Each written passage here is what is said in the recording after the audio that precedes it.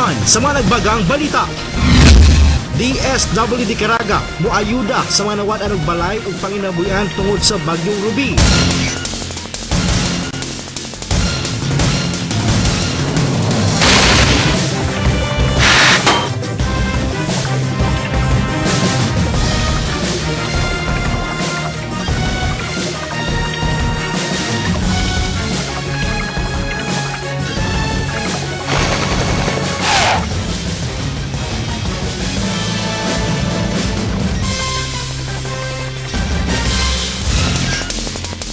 Live gikan sa ABS-CBN News Center sa Butuan City. Kini ang TV Patrol Caraga. Mayong hapon, Butuan, Caraga Region ug tibuok kalibutan nga maabot sa mong pagsibya og online. Adlaw Martes mga kapamilya, kini si Richmond Hinayon ug niya na ang mga gabagabagang balita. Mosad og ayuda ang Department of Social Welfare and Development sa mga apektadong lugar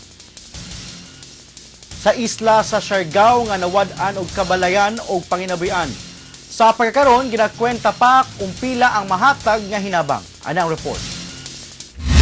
Kini ang mga litratong kuha sa usa ka concerned citizen sa Santa Monica, Siargao Island.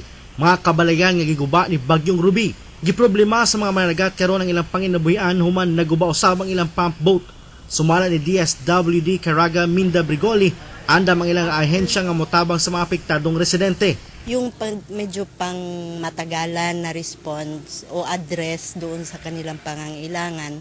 So ang DSWD is right now, after sa report ng local government units, ay mag-a-assess din kung paano sila ma-provide ng augmentation support.